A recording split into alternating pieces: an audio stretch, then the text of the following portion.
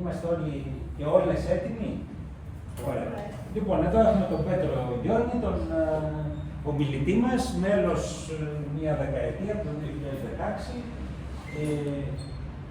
Θα μας πεις τις σπουδές σου, ότι είναι μόνος σου και θα μας μιλήσει για τις αρχές της φιλοσοφίας. Εντάξει. Okay. Λοιπόν, μπορείς να ξεκινήσεις. Ευχαριστώ.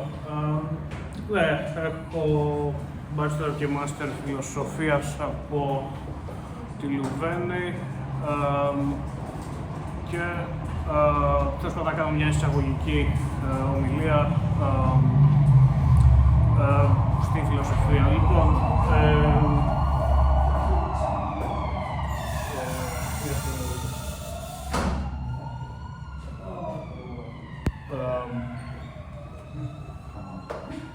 περιμένω λίγο.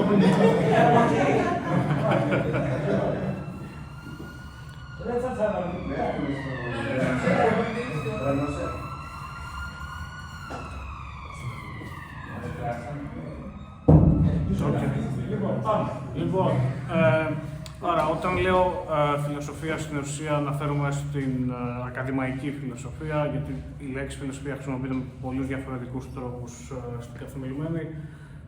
Αλλά είναι ακαδημαϊκός κλάδος, όπως είναι και υπάρχουν τμήματα μαθηματικών, τμήματα ιστορίας κλπ. Έτσι αντίστοιχα υπάρχουν και τμήματα φιλοσοφίας και έχουν ένα συγκεκριμένο περιεχόμενο, έτσι, κάποιους υποκλάδους.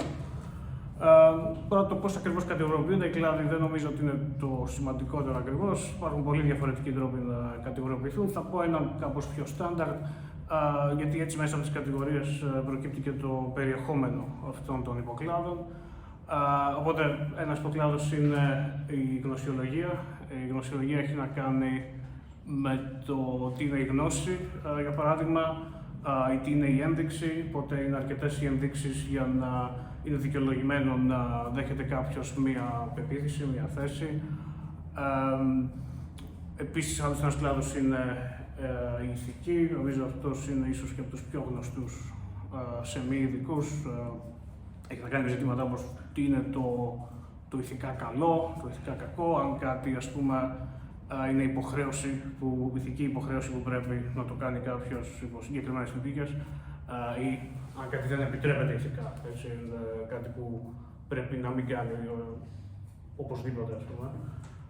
Αυτά συνήθως κατηγοριούνται ως η κανονιστική ηθική, δηλαδή normative ethics στα αγγλικά, αφού είναι τα πιο στάνταρτ, ας πούμε, ερωτήματα ηθικής, αλλά υπάρχει και η μεταηθική, που είναι σε ένα λίγο πιο βαθύ επίπεδο, δηλαδή αν μπορούν να υπάρχουν αληθείς ή ψευδείς ηθικές προτάσεις, τι ακριβώς σημαίνει συγκεκριμένα πράγματα ως το ηθικό, αν είναι ας πούμε κάτι έξω από το νου, αν είναι κάτι φτιαχτό από τους ανθρώπους, αν είναι construct, αν είναι οτιδήποτε. Οπότε υπάρχει και η μεταηθική. Τώρα κάποιοι θέλουν να βάλουν την ηθική μέσα στην αξιολογία, που είναι κάτι ευρύτερο, που μελετάει τις αξίες. Έτσι, και η αξιολογία έχει και άλλα μέσα, έχει ίσως την πολιτική φιλοσοφία, ίσως, αλλά δεν νομίζω ότι έχει τόση σημασία πώς κατηγοριοποιείται. Τώρα, πέρα από γνωσιολογία ηθική, άλλος ένας βασικός κλάδος είναι η λογική. Η λογική έχει να κάνει με το τι ακολουθείται από τι. Δηλαδή, αν υπάρχουν κάποιες προκείμενες, κάποιες προτάσεις, αν η κατακλείδα προκύπτει από τις προκείμενες ή όχι. Δηλαδή, οι λογικολόγοι στην ουσία αυτό κοιτάνε. Αν ένα επιχείρημα είναι έγκυρο, δηλαδή αν όλες οι προτάσεις είναι αληθείς, τότε αναγκαία αν προκύπτει ότι και το συμπέρασμα θα αναλυθείς ή όχι. Δεν μοιάζει τόσο πολύ με το τι εννοούν στην καθομιλουμένη με τη λέξη λογική, είναι κάτι λίγο διαφορετικό. Και υπάρχει και formal λογική που χρησιμοποιεί κάποια πολύ συγκεκριμένα σύμβολα για να γίνουν proofs κλπ. Θυμίζει λίγο μαθηματικά, αν και δεν είναι. Είναι λίγο πιο fundamental, τώρα είναι λίγο debate το αν βασίζεται τα μαθηματικά στη λογική, η λογική στα μαθηματικά ή αν είναι ξεχωριστά. Εντάξει, είναι λίγο πιο βαθύ ζήτημα, δεν νομίζω ότι έχει τόσο νόημα να το αναφέρω τώρα. Και άλλος ένας από τους μεγάλους κλάδους είναι η μεταφυσική. Η οντολογία αυτή έχει να κάνει με το τι υπάρχει ευρύτερα, με ένα αντικείμενο, τι ιδιότητες έχει, αλλά και με συγκεκριμένα ζητήματα, με τι είναι ο χρόνος. Εντάξει, με αυτό ασχολείται και η φυσική, με το τι είναι ο χρόνος, αλλά και η φιλοσοφία ενδεχομένως να έχει κάτι να υπάρχει. A theory of time, B theory of time. Τώρα κάποιοι λένε ότι η ειδική σχετικότητα έχει ως υποδήλωση, ως implication το B theory of time. Τώρα άλλοι λένε όχι. Οπότε τέτοια debate είναι κομμάτι της μεταφυσικής, μάλλον σε έναν βαθμό. Οπότε αυτή είναι η, ας πούμε, βασική κλάδη και πέραν από αυτό ίσως να έχετε ακούσει κάποια πράγματα όπως φιλοσοφία των μαθηματικών, φιλοσοφία θρησκείας, φιλοσοφία τέχνης κλπ. Αυτά στην ουσία είναι η προηγούμενη κλάδη που ανέφερα, τα οποία όμως επίσης αφορούν κάποια από αυτά τα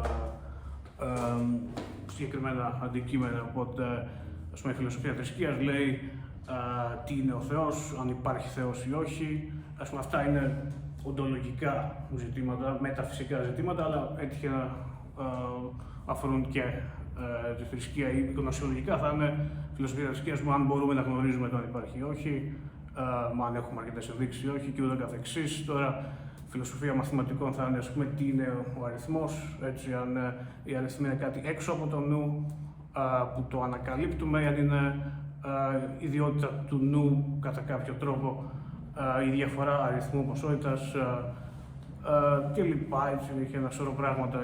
Τα μαθηματικά έχουν την τοπολογία, έχουν, οπότε και φιλοσοφία μαθηματικών είναι και αυτή κάπως διευρυμένη. Τώρα, φιλοσοφία τέχνης, έτσι, τι είναι η τέχνη, αν πρέπει η τέχνη να έχει κάποιο συγκεκριμένο σκοπό, ή αν όλοι οι σκοποί είναι ok για να είναι τέχνη, ποια είναι τα όρια της τέχνης, αν έχει όρια. Αυτά είναι κομμάτια φιλοσοφίας τέχνης και λοιπά. Δηλαδή, φιλοσοφία υπάρχουν και άλλα, φιλοσοφία μπορεί να γίνει φιλοσοφία μουσικής, φιλοσοφία οτιδήποτε, εφόσον είναι μεταφυσική, γνωσιολογία, ηθική που αφορά ένα αντικείμενο, τότε θα είναι και κομμάτι της φιλοσοφίας. Οπότε αυτό όσο αφορά το αντικείμενο, το περιεχόμενο. Τώρα όσο αφορά τη μεθοδολογία, τα περισσότερα πράγματα στη φιλοσοφία είναι αυτό που λέγεται a priori, δηλαδή δεν είναι empirical, δεν βασίζονται δηλαδή σε πειράματα που επαναλαμβάνονται όπως γίνεται στα sciences. Και τα μαθηματικά, νομίζω, το μεγαλύτερο τους κομμάτι είναι επίσης a priori. Δεν είναι δηλαδή ότι επαναλαμβάνουν πειράματα, έχουν proofs τα μαθηματικά, κάπως έτσι και η φιλοσοφία.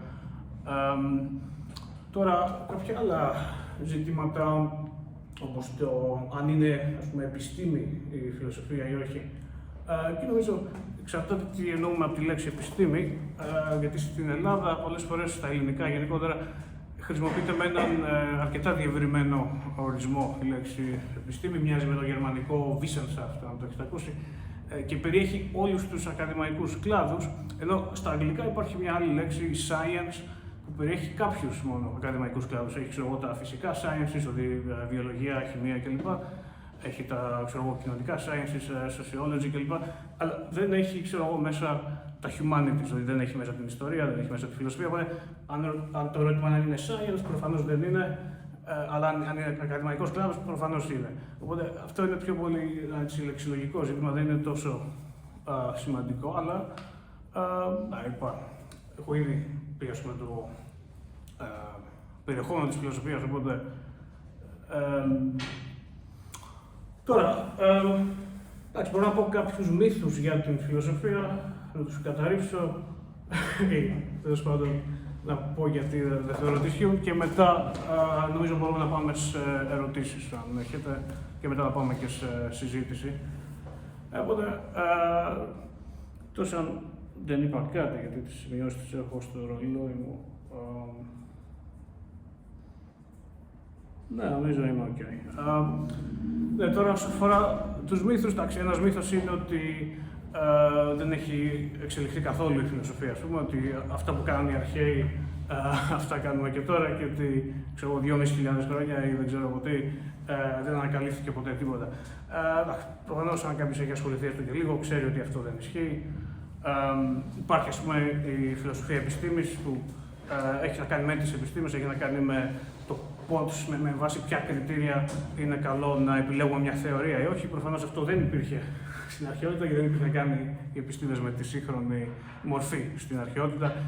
Οπότε το theory choice, ας πούμε, abductive reasoning, αν έχουμε, ξέρω εγώ, 3 εξηγήσεις και με βάση κάποια γνωσιολογικά κριτήρια να βρούμε ποια από αυτές είναι οι πιθανότεροι. Αυτό δεν είναι κάτι που κάνανε ακριβώς παλαιότερα. Έτσι, επίσης υπάρχει formal logic με πολύ συγκεκριμένους μεθοδολογικούς τρόπους. Αυτά δεν υπήρχαν. Οπότε προφανώς εξελίσσεται και η φιλοσοφία όπως είναι αναμενόμενο. Έχουν πέρασει 2,5, έχουν πέρασει πολλά χρόνια, τέλος πάντων. Λογικό είναι να εξελιχθεί και αυτή. Ένας άλλος μύθος είναι ότι η φιλοσοφία είναι κάτι σαν μια εναλλακτική μεθοδολογία για να απαντήσει κάποιος της φυσικής και της χημίας. Προφανώς δεν είναι, νομίζω είπα ποιοι είναι οι κλάδοι της φιλοσοφίας, είναι άλλοι κλάδοι, έτσι δεν είναι ότι προσπαθούν να κάνουν χημεία με άλλη μεθοδολογία, άλλα είναι τα αντικείμενα.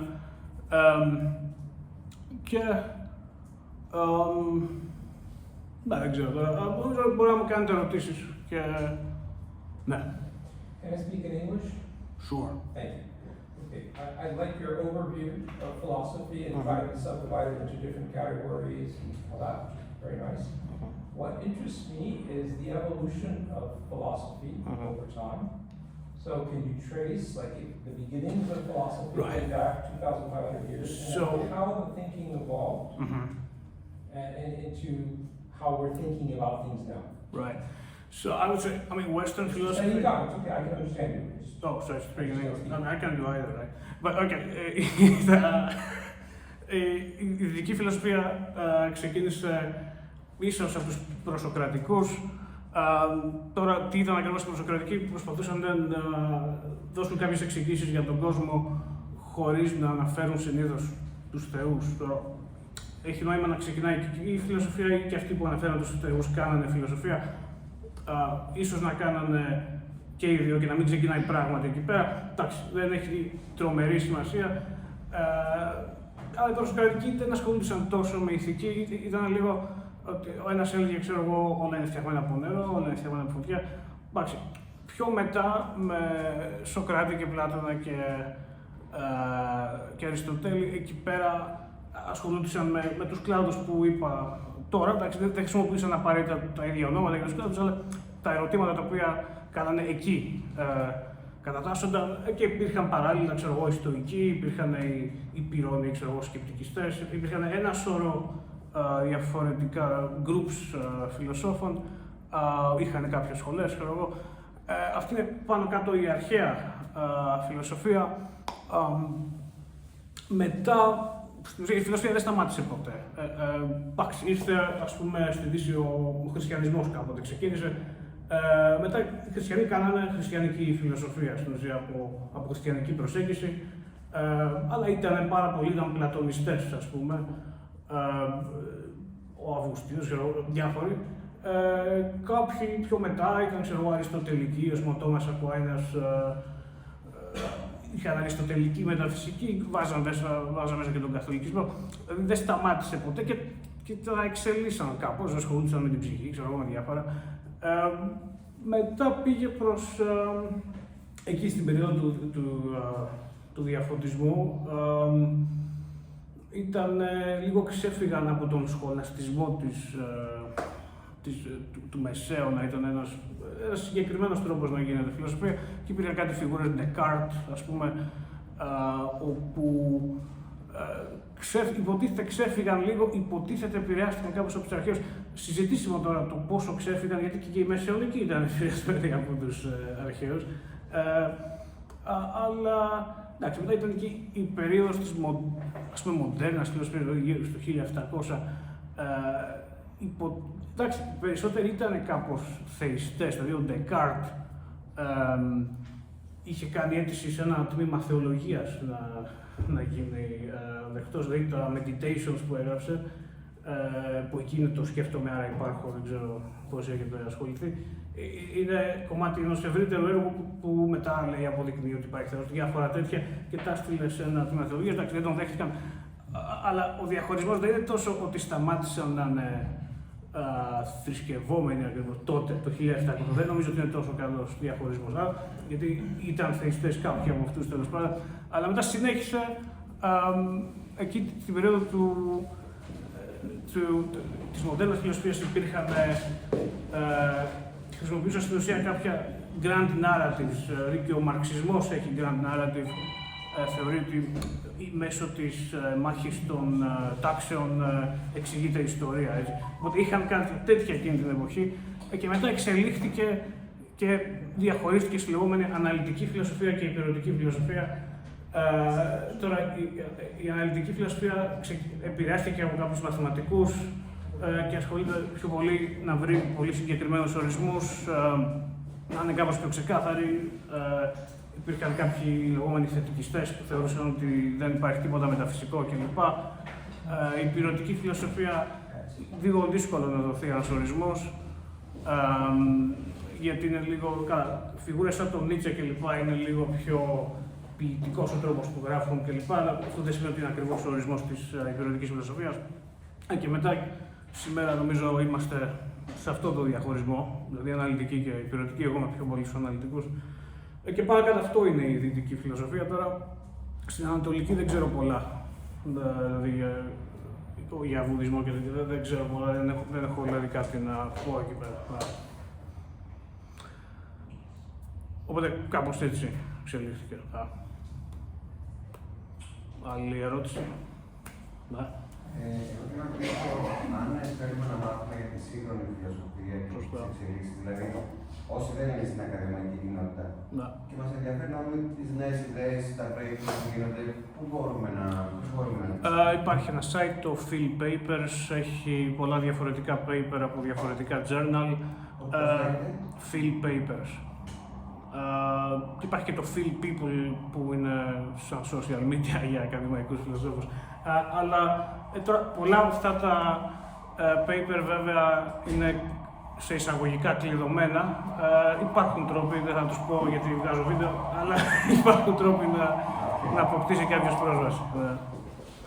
Και εντάξει, μπορεί και να ακολουθεί ακαδημαϊκούς, γιατί πολλές φορές ποστάρει ότι τώρα θα βγάλω αυτό το βιβλίο, τώρα ξέρω, ή διάβασα αυτό, ένας άλλος τρόπος. Αλλά νομίζω Phil Papers είναι ένας καλός τρόπος. Υπάρχει επίσης η Stanford εγκυκλοπαίδεια της φιλοσοφίας, είναι τζάμπα, είναι online και έχει αρκετές εισαγωγές σε πολλά διαφορετικά.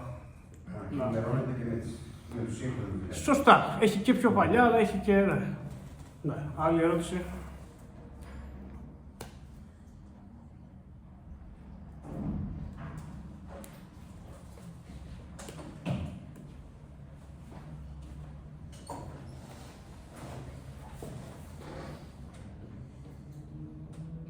Έχουμε κάποια άλλη ερώτηση? Δεν βλέπω. Αν δεν υπάρχουν ερωτήσεις, μπορεί να γίνει και συζήτηση. Αντί για μονόλογος. Να ρωτήσω κάτι άλλο. Ας πούμε στα μαθηματικά υπάρχουν συγκεκριμένα προβλήματα ή προσπαθούν να αποδείξουν τη σύγχρονη μαθηματική. Σωστά. Στη φιλοσοφία υπάρχουν αντίστοιχα, ας πούμε, που ξέρει η φιλοσοφία, η κοινότητα των σύγχρονων φιλοσόφων ότι πρέπει να αποδειχθεί αυτό Ναι, εντάξει. η υπόθεση. Πώς λειτουργεί δηλαδή η έρευνα σήμερα στη φιλοσοφία? Υπάρχουν ένα σωρό διαφορετικά ζητήματα με τα οποία ασχολείται και βγαίνουν επιχειρήματα υπέρ και κατά κάποιες θέσεις, έτσι. Οπότε, ας πούμε, στο αν υπάρχει Θεός ή όχι, βγαίνουν συνεχώς papers, ξέρω εγώ, κάποιοι λένε fine-tuning επιχείρημα. Μετά απαντάει ο άλλος, fine-tuning είναι κάποιο είδους ένδειξη, αλλά εξηγείται και με multiverse. Μετά του απαντάει ο άλλος, ναι, αλλά το multiverse ίσως να μην υπάρχει, ίσως να είναι ad hoc, ίσως δεν ξέρω εγώ τι. Οπότε, στην ουσία βγαίνουν papers, τους απαντάνε. Τώρα, ένα σωρό ζητήματα, ας πούμε, moral realism, moral anti-realism. Δηλαδή, αν μπορεί να υπάρχουν αληθείς ηθικές προτάσεις ή όχι. Okay. Ένα σωρό επιχειρήματα από τη μία, ένα σωρό από την άλλη. Είναι πολλά τα ζητήματα, δεν ασχολούνται δηλαδή όλοι με το ίδιο. Ναι.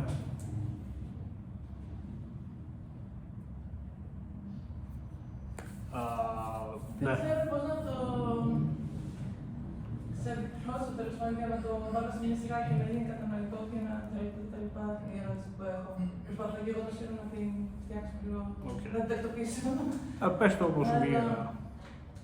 Η φιλοσοφία σύγχρονη ασχολείται με το να προσπαθήσει όχι απλά να εξηγήσει, αλλά να δώσει και ενδεχομένως κάποιες διεξόδους σε σύγχρονα ζητήματα που αντιμετωπίζει η ανθρωπότητα. Δηλαδή, από τον τρόπο που ζούμε, τα πολιτικά συστήματα κτλ., το τι συμβαίνει στον κόσμο, πέρα από το γιατί συμβαίνει στον κόσμο και προς ποιες κατευθύνσεις θα μπορούσε.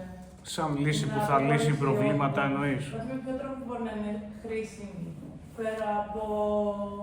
Που είναι και αυτό χρήσιμο, πέρα από το να ασκήσεις, ας πούμε, στη σκέψη και στον εγκέφαλο και τα λοιπά. Που είναι και χρήσιμο και ενδιαφέρον, αλλά ενώ υπάρχει η εφαρμογή θετική. Σωστά.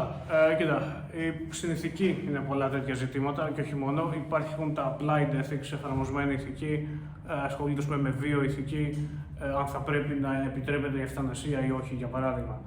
Οπότε μπορεί κάποιος να επιχειρηματολογήσει γιατί πρέπει να επιτρέπεται και μετά με αυτά τα επιχειρήματα κάποτε θα πιστούν και κάποιοι που θα ψηφίσουν κάποιους νόμους κάποτε και μετά μπορεί να αρχίσει να επιτρέπεται, αν είναι κάποιο είδους progress, κάποιο είδους πρόοδου αυτό και θα έχει έτσι και ένα θετικό αντίκτυπο. Επίσης υπάρχει στην πολιτική φιλοσοφία πάρα πολλά, οπότε κάποιοι επιχειρηματολογούν ποιος θα πρέπει να είναι ο ρόλος του κράτους, αν θα πρέπει να υπάρχει κράτος ή όχι, ποιος θα πρέπει να είναι οι νόμοι, ποιος θα πρέπει να είναι ο χαρακτήρας τους, τι είδους δημοκρατίες θα έχουμε. Όλα αυτά επηρεάζουν με τον έναν ή με τον άλλο τρόπο και νομικά ζητήματα και ζητήματα έτσι, κοινωνικά ευρύτερα. Okay.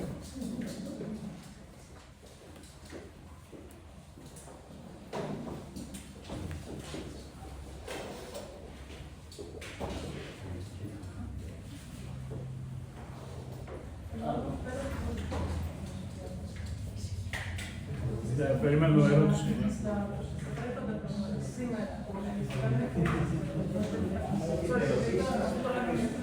Ενώ ότι πέρα από το απλούστο ενώ σήμερα που συμβαίνουν κρίσεις, που υπάρχουν πραγματικά προβλήματα με τη φτώχεια, με διεθνή εγκλήματα, με την ανισότητα κτλ. Υπάρχει πολιτική φιλοσοφία του πίσω με την κρίση. Αλλά θέλω να πω σήμερα υπάρχει επίσης και πρόταση σε αυτά που αντιμετωπίζει ο κόσμος. Ενώ υπάρχει ο μαθητικός, τον ίδιο βάζεις που κάνει. Υπάρχουν θεωρίες του Άνταμ Σμιθ, ξέρω εγώ, είναι λίγο αρχές γιατί σήμερα υπάρχουν φιλόσοφοι που πηγαίνουν μπροστά σε συγκεκριμένα θέματα, προτείνοντας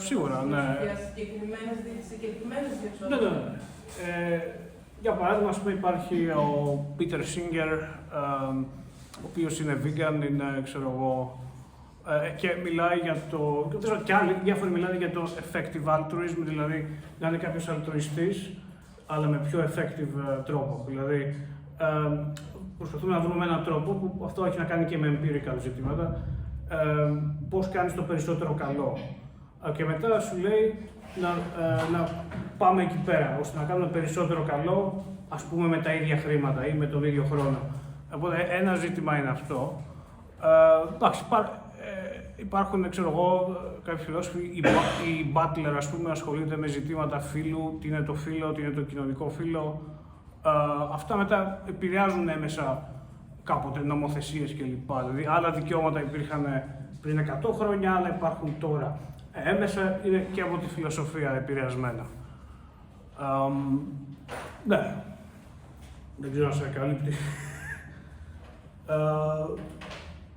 Ποια είναι τα μεγάλα ονόματα της φιλοσοφίας σύγχρονης. Εξαρτάται τώρα ποιο είδος φιλοσοφίας, γιατί εγώ είμαι σε συγκεκριμένους κλάδους που ειδικεύομαι. Τώρα κάποια ονόματα, ας πούμε ο Singer που ανάφερα, έχει κάποια μεγάλη επιρροή σε applied ethics και σε άλλα ηθικά ζητήματα. Υπάρχει ένας Chalmers, ας πούμε, που ασχολείται με conceptual engineering, δηλαδή όχι απλά να κάνουν conceptual analysis, δηλαδή ποια concepts υπάρχουν και ποιος είναι ο ορισμός τους, αλλά ποιος θα πρέπει να είναι ο ορισμός τους. Υπάρχουν τέτοια ζητήματα. Στη φιλοσοφία θρησκείας υπάρχει η Γκραχαμόπη, ας πούμε, υπάρχουν τέτοιες φιγούρες. Και ανάλογα τώρα τους υπηρετικούς δεν τους ξέρω τόσο, γιατί δεν ασχολούμαι τόσο με υπηρετική φιλοσοφία, αλλά υπάρχουν πολλοί, κάτι φιγούρες, Ντάν Ζαχάβη κλπ. Δεν ξέρω ακριβώς τι κάνουν. Ναι. Τώρα, επειδή κάνουμε την κουβέντα και σκέφτομαι πάνω σε αυτό που είπαμε, έχουμε λίγο ταυτίσει τη φιλοσοφία με την θεωρία. Σωστά. Ταυτίζονται ή είναι κάτι ξεχωριστό? Γιατί ας πούμε, όταν μιλάμε για πολιτική φιλοσοφία και τώρα αναφέραμε κάποιους συγκεκριμένους, επειδή είναι ο κλάδος μου, ξέρω. Αυτά τα έχω μάθει ως πολιτική θεωρία. Θα υπάρχει overlap. Θεωρητική της, ας πούμε, της πολιτικής, θεωρητική στην κοινωνία, θεωρητική σε κάποια πράγματα, στην κοινωνία κλπ. Χωρίς τους θεωρητικούς, να τους ονομάσει και φιλοσόφους. Ενώ, γιατί τα έχουμε ταυτίσει τώρα, Ναι. Κοίτα, για να είναι φιλόσοφοι, συνήθως έχουν PhD φιλοσοφίας, συνήθως γράφουν σε journal φιλοσοφίας. Ας πούμε, ο Μάρξ είχε PhD φιλοσοφίας. Τώρα υπάρχουν political theorists που δεν είναι καθόλου φιλόσοφοι, δηλαδή δεν κάνουν ηθική, απλά δεν ξέρω ακριβώς τι κάνουν, γιατί είναι άλλος κλάδος. Αλλά, ναι, για να είναι φιλοσοφία κανονικά πρέπει να έχει μεταφυσική, γνωσιολογία, ηθική κλπ. Δηλαδή και η πολιτική φιλοσοφία τέτοια έχει περίπου. Ή πιο στην αξιολογία μέσα, ξέρω εγώ αν πρέπει να υπάρχει αυτό ή το άλλο. Ναι, πιο πολύ θεωρητικά, ναι. Αλλά δεν ξέρω ακριβώς. Αυτό δεν καταλαβαίνω που είναι ακριβώς έτσι που μιλάμε η διαφορετική γραμμή. Γιατί για παράδειγμα στην πολιτική επιστήμη υπάρχει και στην οικονομική. Υπάρχει ολόκληρη συζήτηση για παράδειγμα για το Universal Basic Income.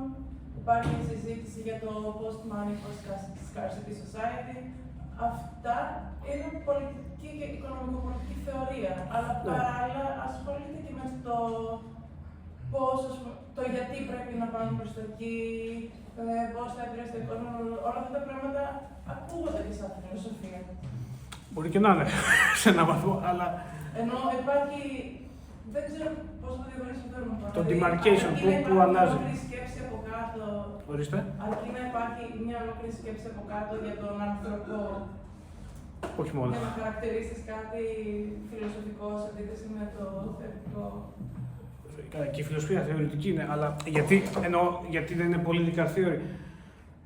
Κοίτα, μπορούμε να το δούμε λίγο κοινωνιολογικά, ότι υπάρχουν κάποια political science departments, υπάρχουν, πετάω και αγγλικά, υπάρχουν τμήματα πολιτικής θεωρίας, υπάρχουν τμήματα φιλοσοφίας, έχουν μια διαφορετική εξέλιξη. Για κάποιο λόγο υπάρχει overlap, αλλά overlap υπάρχει στη φιλοσοφία με πολλά. Υπάρχει, ας πούμε, overlap με τη θεολογία σε κάποια ζητήματα. Υπάρχει overlap μέχρι και με τη θεωρητική φυσική σε κάποια ζητήματα. Δηλαδή, αν πρέπει να επιλέξουμε το many worlds interpretation της κβαντικής μηχανικής ή πρέπει, ξέρω εγώ, το Copenhagen. Βγάζουν και οι φίλοσοφοι papers για αυτά και οι φυσικοί προφανώς, άλλου είδους, σε άλλα journal συνήθως, αλλά τέτοια overlaps θα υπάρχουν, οπότε μπορεί σε κάποια σημεία να ασχολούνται και με τα ίδια ακριβώς πολιτικοί θεωρητές με φιλοσόφους, με πολιτικούς φιλοσόφους. Ή μπορεί κάποιος να είναι σε έναν βαθμό να είναι και τα δύο κατά κάποιο τρόπο. Αλλά δεν είμαι ειδικός στην πολιτική θεωρία. Και στα πρακτικά ζητήματα, με το, ξέρω εγώ, constructivism, post-constructivism, πράγματα τέτοια. Θεωρούνται πολιτική θεωρία, πολιτική ιδεολογία, αλλά στην ουσία ασχολούνται με πράγματα που φαντάζομαι ότι ακουμπάνε και τη φιλοσοφία. Σίγουρα. Αφού ασχολείσαι με τον τρόπο, με το πώς αντιλαμβάνεσαι την πραγματικότητα. Ναι, μπορεί να είναι και τα δύο, ξέρω εγώ. Και από διαφορετικούς κλάδους να γράφουν για τα ίδια. Ναι, γίνεται. Δεν μου φαίνεται τόσο προβληματικό, γιατί όλοι οι κλάδοι φτιαχτοί είναι στην ουσία. Εμείς τους φτιάξαμε και είχαν κάποια εξέλιξη. Κάπου έγινε και το overlap. Δεν μου φαίνεται τόσο κακό. Υπάρχουν οι θεολόγοι, οι φιλόσοφοι να ασχολούνται με τα ίδια. Και τι έγινε. Όχι, δεν το κρίνουμε βάσει ηθικό ή ηθικό. Ναι. Όσο ουδέτερο το αναφέρω, απλά θέλω να καταλάβω Το demarcation. πώς μπορείς κάτι να το χαρακτηρίσεις στο αντικείμενο της φιλοσοφίας και πώς κάτι μπορείς να το χαρακτηρίσεις θεωρητικό παιδί μιας επιστήμης και αν τελικά η φιλοσοφία είναι κάτι άλλο, και αυτό που λέγαμε πριν, ότι υπάρχει η φιλοσοφία της θρησκείας, η φιλοσοφία της πολιτικής κτλ. Μήπως δεν είναι φιλοσοφία εκεί πέρα, μήπως πάμε στις πολιτικές θεωρίες. Εγώ νομίζω ότι είναι, γιατί έχει να κάνει με οντολογία, ηθική, γνωσιολογία κλπ. Συνήθως. Τώρα στην πολιτική φιλοσοφία συγκεκριμένα δεν ειδικεύομαι εκεί. Δεν είμαι σίγουρος πόσο είναι το overlap, αλλά